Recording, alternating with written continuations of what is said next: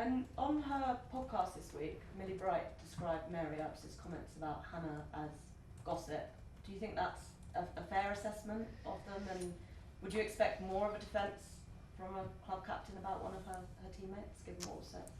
Listen, like, the most important it's for us as a team, as a group, to know exactly how we support our players. And I think internally this week has been good week, great week, and I think everyone knows where to stand.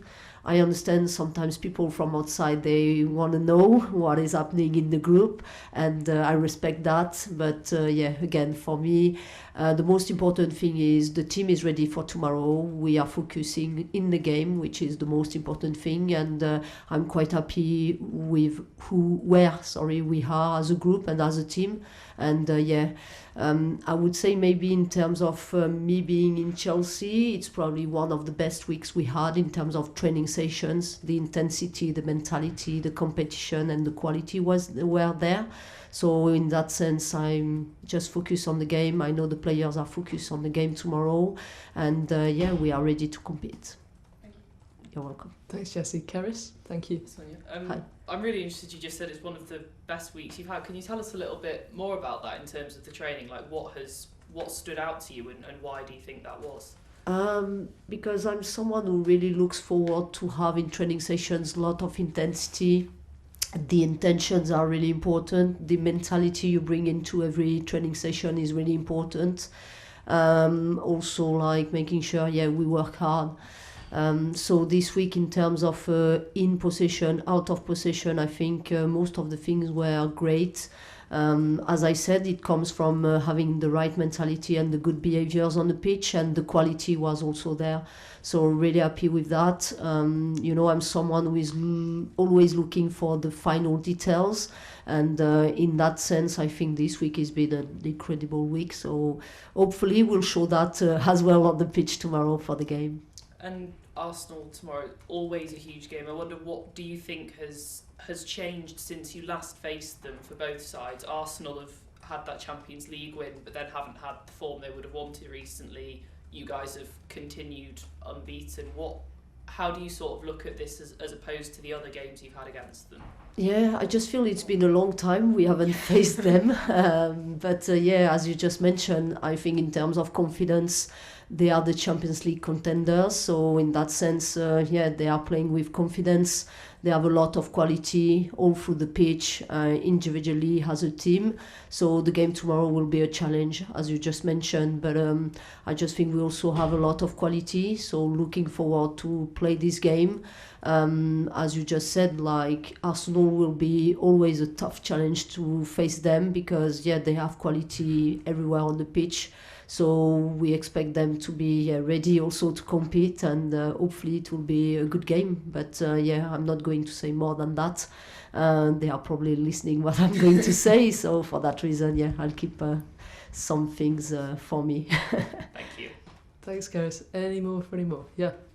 Thanks. Just going back to your comments on Mayra, so after the game before, you said it's not acceptable to not show any respect to teammates. So can you shed any light on conversations you've had with Hannah this week, or anything you guys have talked about in the wake of that? Again, I just think it's not appropriate for me to come in today, because my focus really is on the game tomorrow. I already said what I have to say. I had conversations with different persons, and now my brain is focusing on the game tomorrow, so I don't think I need to comment more than that. And just on tomorrow, obviously Arsenal are a lot further down the table than Chelsea are at this point, but how important is tomorrow in terms of the title race, even this early on in the season? Yeah, every game in this league is important. Every game means 3 points. But when you play a rival for the title, it's even more important. So for that reason, we know we have to go into that game with confidence. We want to show our best side, and also we want to perform. 3 points are crucial, so we know that. The good thing is I have a lot of experience in my squad, in my team. The players know the importance of the game, and will go into that game with the right level of pressure. It's always good to have pressure going into the game. Gives you, the good motivation to face a big team. So we'll be ready for that.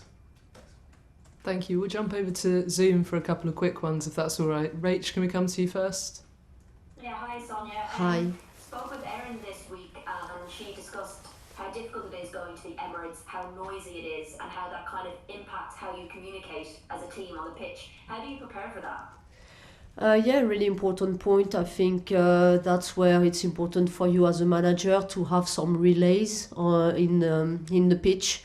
I think I already said some of the points before, but some of my leaders know exactly when I have to say or when we have to do something, which ones are on charge of what. Clarity on the rules are important, and we have some signals who are really important because, as you just said, the noise will be high, and I think when the players can't hear you, they need to understand what you are trying to pass on as a message to them. So we have some really good signals between us, and every leader on the pitch knows exactly what is her role. And at the weekend, you made a substitute around 53 minutes. It's something I've noticed a couple of times this season. You did it against United and in the Champions League. Is that a pre-planned change, or is that a reaction to something you've seen from the opposition early on in the second half? It depends. I think going into every game, we have different scenarios in our head, different plans ready to action. I think sometimes it's about what we pre-plan before the game, and sometimes it's on what I can see during the game. Can be tactical, can be management for some players to give opportunities to players to get minutes, to also rotate the squad for some of them to rest a little bit. So I think if I show you in a paper everything was in my head on game day, you will probably be scared. So yeah, we have these different plans, and everyone on the technical staff is ready to action depending on what we can see on the pitch. Great, thank you. Thanks, Rach. We'll finish with Elizabeth, if that's all right. I've got my mic working this time. Yes. You've now experienced a home and away derby because Chelsea and Arsenal has been a rivalry forever. How do you see this kind of like rivalry, and how have you interpreted it?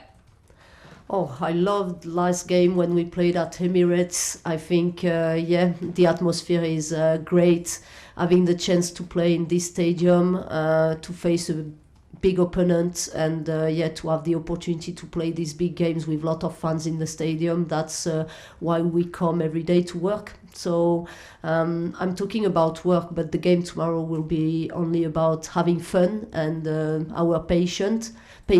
So yeah, just the fact we have the opportunity to go into that game and to have fun on the pitch is the most important thing. So we are looking forward for that, and we are really pleased and happy to play that game. Just a question on, is there any people unavailable for this match that we previously, and how's Lauren James coming along? Yeah, I mentioned Guru Wrighton being the one who is not available for really good reasons, and LJ is really close to come into the squad, into the group, probably in the next game, but not for this weekend.